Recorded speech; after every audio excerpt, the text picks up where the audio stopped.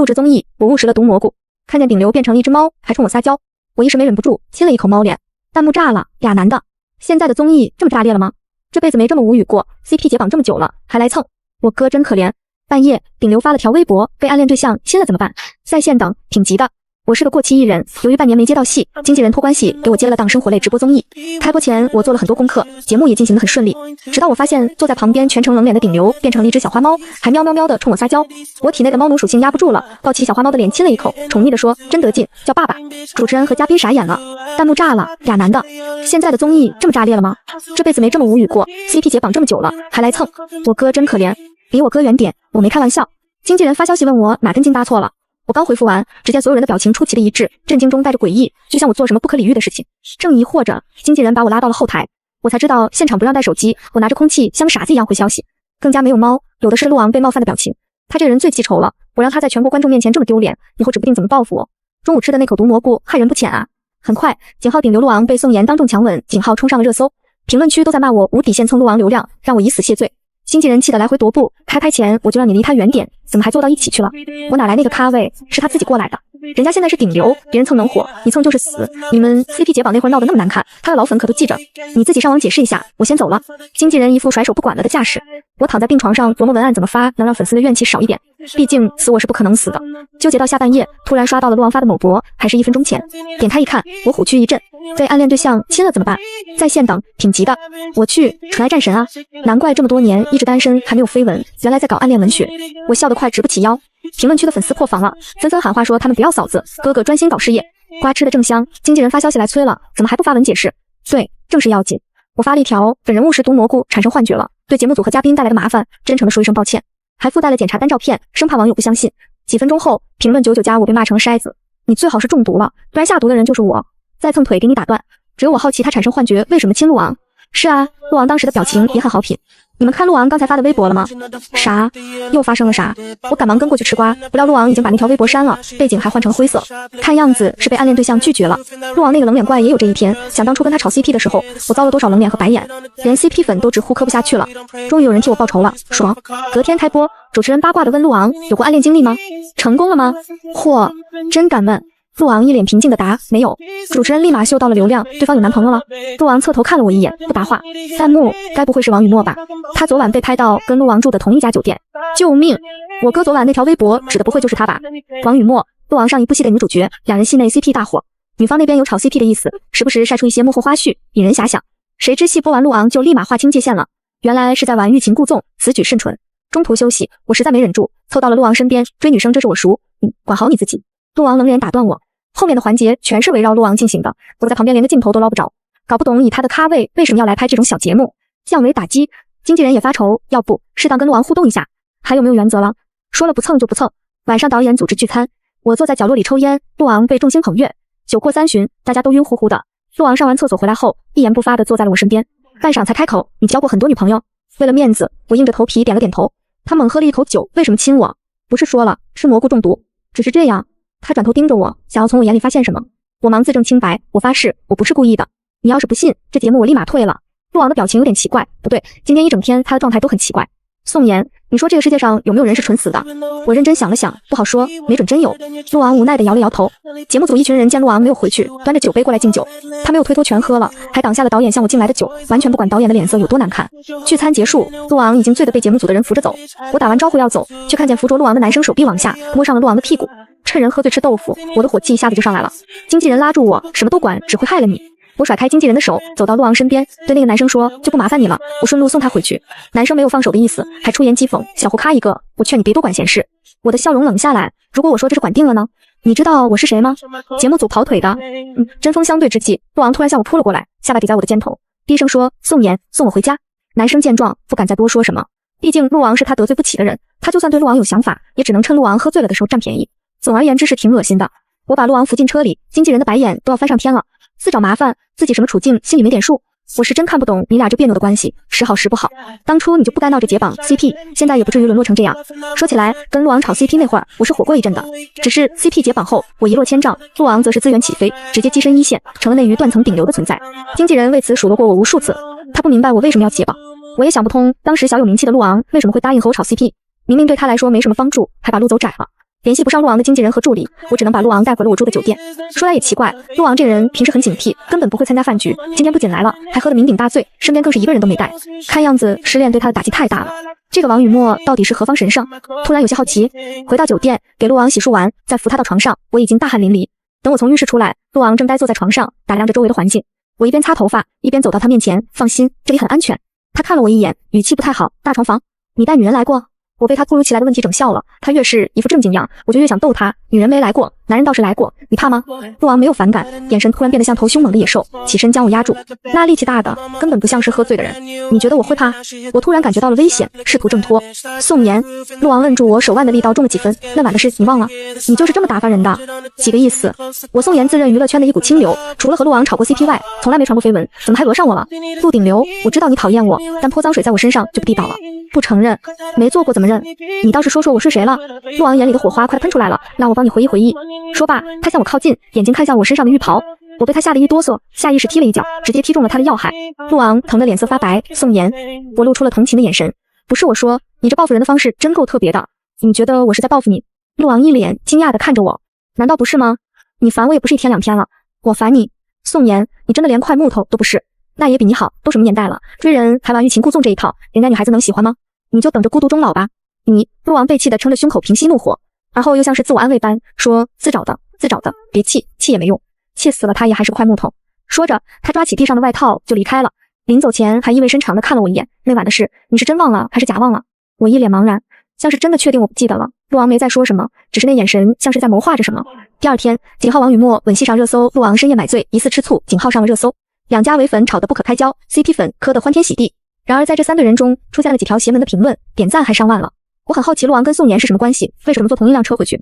两个男人坐一辆车有什么好稀奇的？只有我考古到陆昂唯一配合炒的 CP 就是宋妍吗？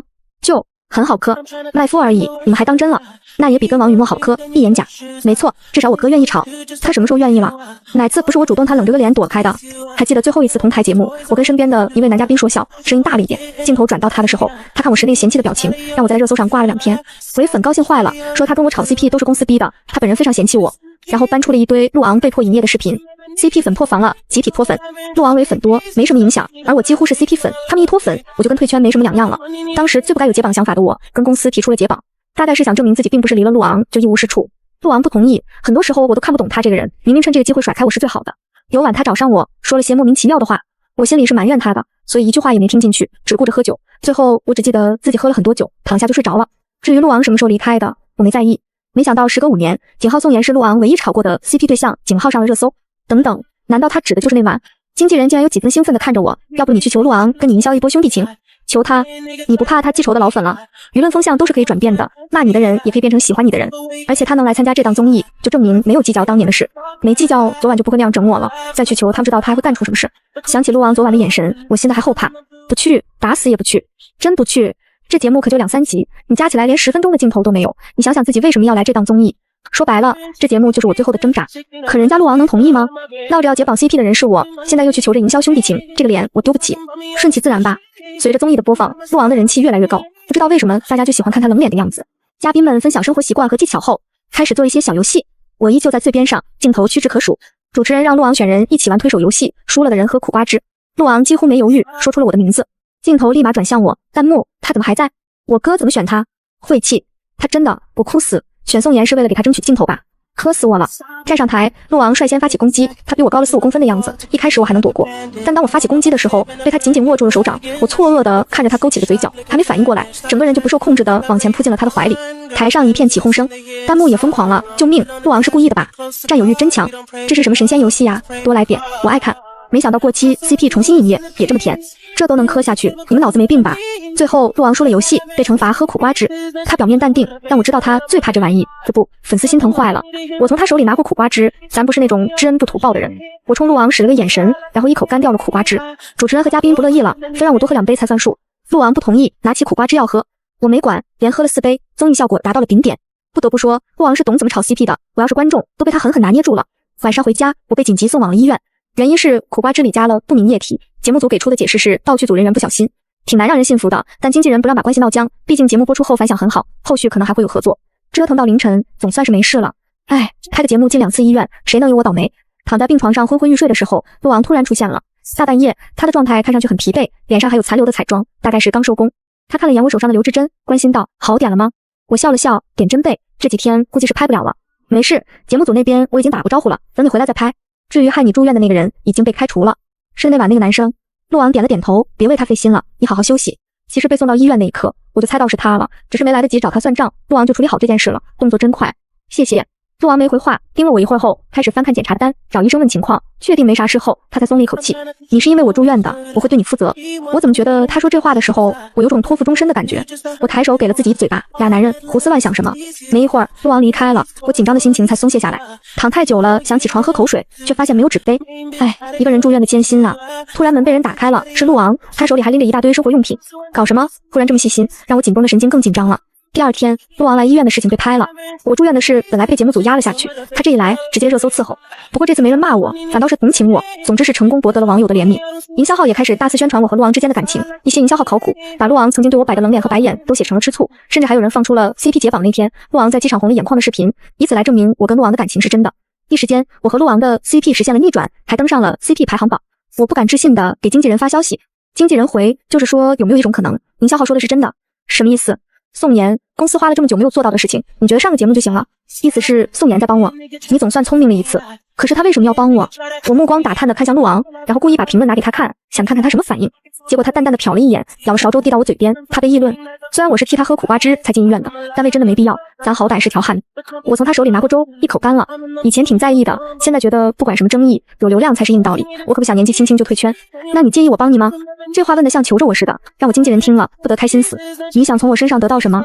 陆昂不答话，冲我笑的那叫一个老谋深算，就像猎物掉进了他精心设计的圈套。只是我不想逃，我想直面自己的内心，我不想在娱乐圈销声匿迹，查无此人。出院那天，陆昂又来了，我无奈地站在旁边，看他忙前忙后的收拾东西，我完全插不上手，像个小媳妇，不爽。等把东西收拾完，他十分顺手地放进了后备箱。留下来接我出院的经纪人一脸震惊，我是出现幻觉了吗？堂堂一个顶流，在医院帮你搬东西，这不得在热搜挂几天？估计是因为住院的事感谢我。除了这个，我也想不出其他原因了。总之，他这人的心思很难懂就对了。经纪人暧昧的笑了笑，你保护好自己。陆昂示意我上车，我很犹豫，感觉自己掉入了狼窝。经纪人推了我一把，把握好机会。陆昂把他和王雨墨的 CP 超话端了，现在就剩你俩的了，讨好他就不愁翻不了身。怎么跟吃软饭一样？虽然这碗饭挺香的。陆昂抓起我的手臂，把我往车上拉，导致我没听见经纪人后面那句话。坐上车我还云里雾里的，陆昂这个人表面亲民，内里也太容易感动了。我是无意中喝了有不明液体的苦瓜汁，如果提前知道那东西有问题，我肯定不会喝。一路上我不停打量陆昂，搞不懂他葫芦里卖的什么药。陆昂猛转头，视线相对，我立马错开。可是这样也掩藏不了我砰砰直跳的心脏。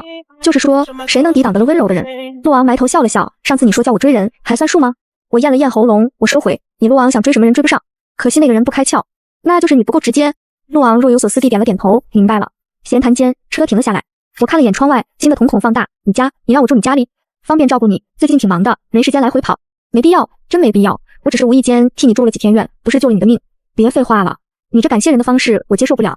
放心，你什么家务都不用做，只管吃饭睡觉就行。真的。陆昂耐心地点了点头，一改往日的冷淡。最后我才发现自己错了。什么叫家务不用做？感情全补偿在其他地方了。晚上我在客厅看电视，陆昂回来的很晚，看见我瘫在沙发上喝啤酒，他暧昧不明的笑了笑。你再等我回家。我一口酒差点没喷出来。他哪只眼睛看见我是在等他回家？你是真能自我感动。陆昂坐下来，不由分说的拿过我手里的啤酒喝了一口，看着他上下滑动的喉结，我脑子里突然闪过他演偶像剧时跟女主角的吻戏，评论都在说他是男妲己，之前不懂啥意思，现在我明白了。陆昂察觉到我的目光，转头直勾勾的看着我。你最近经常偷看我，我差点被噎住，是你经常盯我好吧？陆昂不反驳，我反倒不知道说什么了，只能尴尬的笑了笑，然后鬼使神差的拍了拍他的胸口。你最近健身了？说完，我想砍掉自己的手，哪有直男摸直男胸肌还一脸崇拜的表情？你不喜欢？别管我喜欢什么，得你喜欢的女生喜欢才行。所以你不喜欢？这让我怎么回？说不喜欢，他不得气死。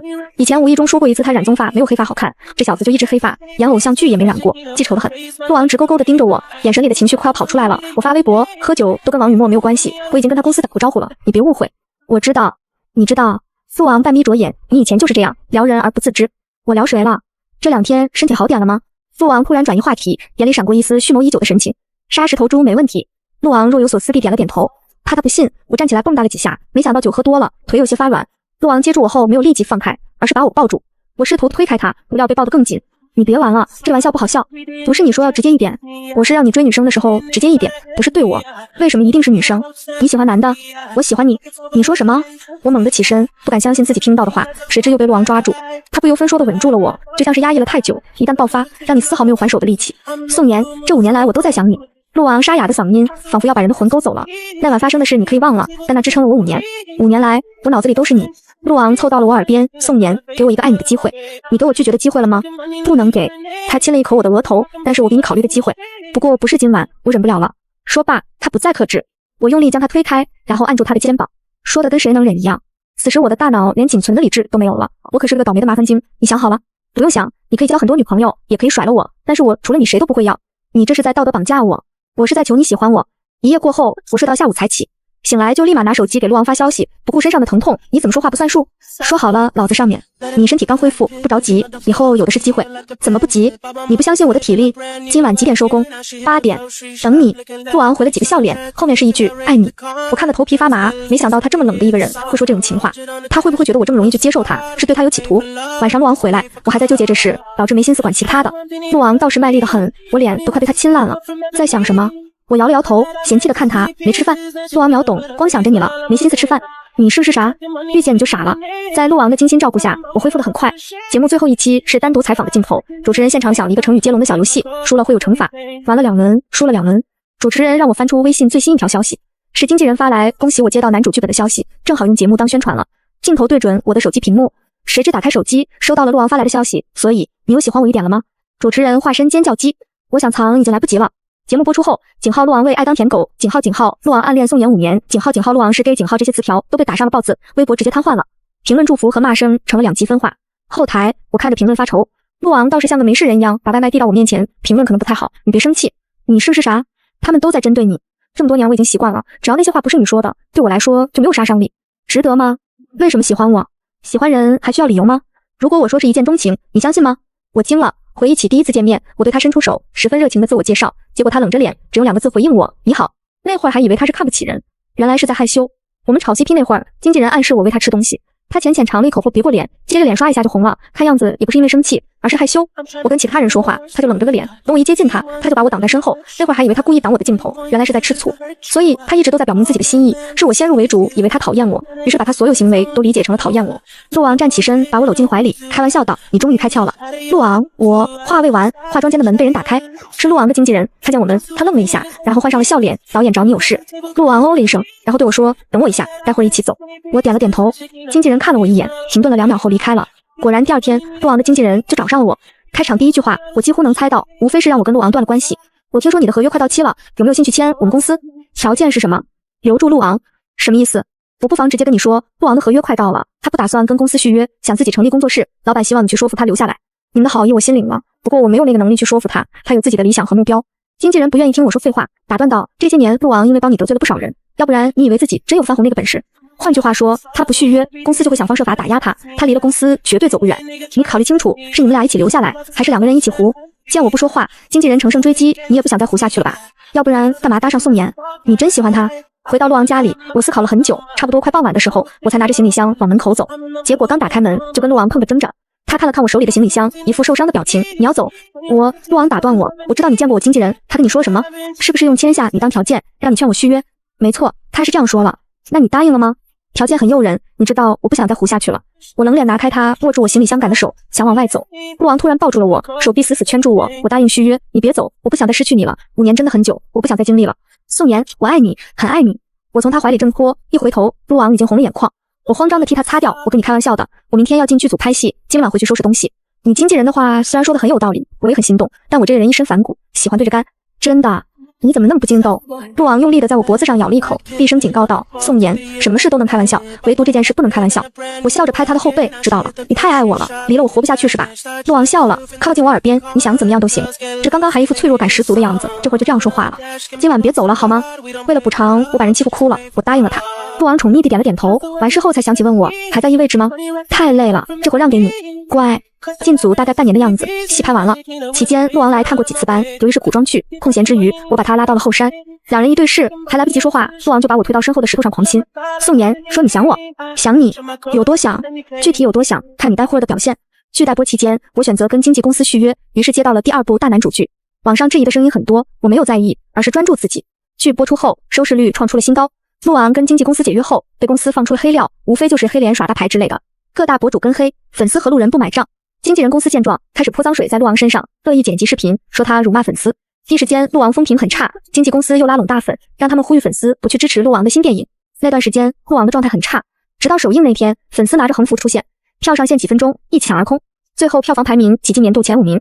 陆昂终于证明了自己，公司眼看拿他没办法，开始巴结讨好，希望他念及旧情，带一下旗下的艺人。陆昂自然不会同意。年底，我拿到了最佳男主奖，陆昂则获得了电影新人奖。主办方见 CP 势头好，把我和陆昂安排在一起领奖。走上领奖台那一刻，陆昂在我的右边，台下是粉丝的欢呼声。发表领奖感言时，我握住话筒的手在发抖，陆昂默默地握住了我的手，像是默认了我们之间的关系。出乎意料，没有引起网友的争议和谩骂。也许现在这个圈子的环境越来越好了吧。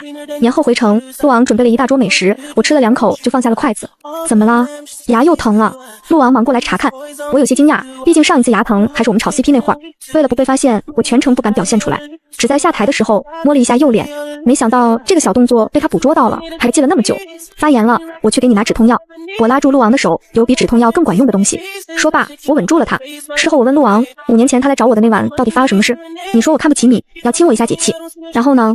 亲完你说不够，要。我忙堵住他的嘴，够了，够了，接下来的不用说了。这属于酒后脑子不清醒，你为什么不制止我？陆昂一脸我为什么要制止的表情。那时候不知道你是渣男，如果知道的话，就该让你记忆深刻，想起就怕。我嫌弃的看了他一眼，没想到你还是个疯批，谁遇上这样的事都得疯。行了，行了，知道了。全文完。